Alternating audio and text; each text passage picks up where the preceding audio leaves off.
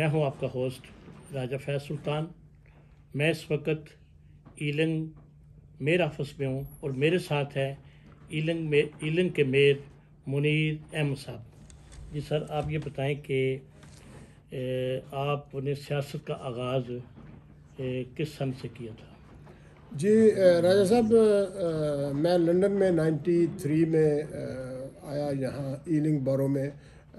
تو پارٹی میں تو میں نے اسی وقت ممبرشپ لے رہی تھی 90s میں ہی، لیکن پھر اپنے بزنس اور کاروبار کی وجہ سے جو ہے میں فیملی تھی، بچے چھوٹے تھے، تو اس وقت میں اتنا ایکٹیو نہیں رہا۔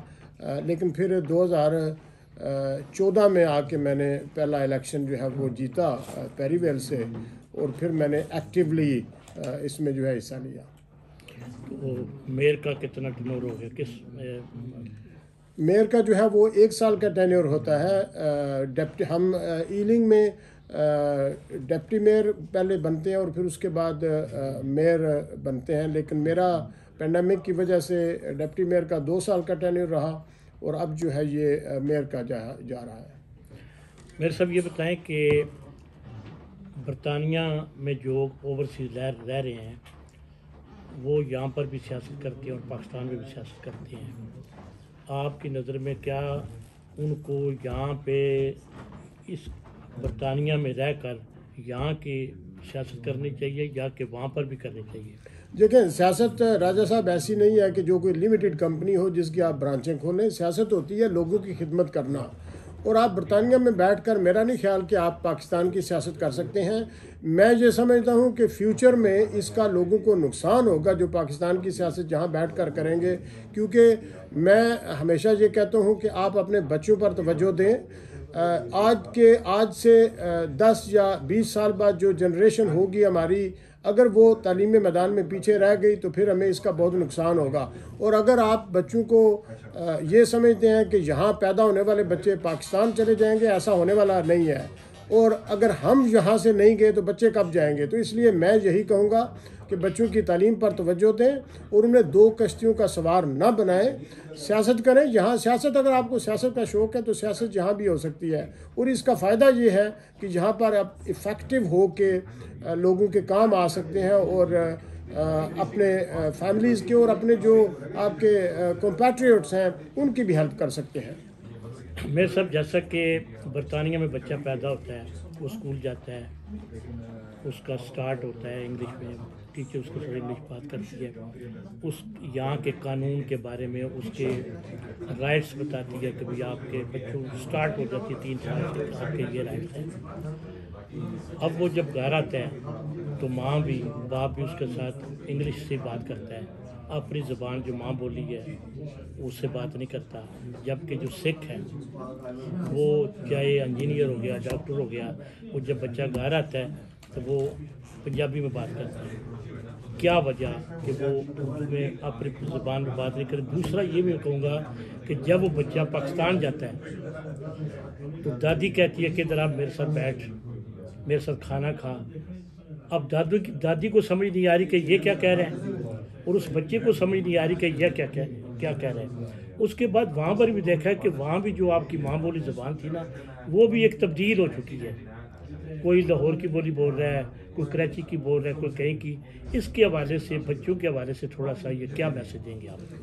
راجہ صاحب، میں یہ کہوں گا کہ ہم یہاں ایلنگ ٹاؤن ہال میں ایز اے میئر میں سٹیزن شپ جو ہے اس کے سرٹیفکیٹ بھی جو ہے وہ پریزنٹ کرتا ہوں۔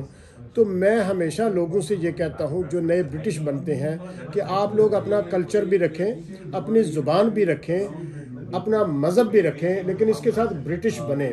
اب برٹش بننے کا مطلب یہ نہیں ہے کہ آپ اپنی زبان چھوڑ دیں۔ میں یہ سمجھتا ہوں کہ ہمیں اپنے بچوں کو اپنی زبان سکھانی چاہیے، کیونکہ اگر دیکھیں کل کو ہمارا ایک بچہ یہاں پڑھتا ہے، یہاں پیدا ہوتا ہے اور یہاں وہ بڑا ہوتا ہے، تو وہ کل کو اسلام آباد میں یا کسی بھی پاکستان کے ٹاؤن میں وہ سفیر بن کے چلا جاتا ہے، تو اگر وہ وہاں کے کلچر کو سمجھتا ہے، ایز اے برٹش وہ جاتا ہے، کلچر کو سمجھتا ہے، زبان کو سمجھتا ہے، تو میرا خیال ہے اس سے زیادہ سرو کوئی اچھے طریقے سے نہیں کر سکتا۔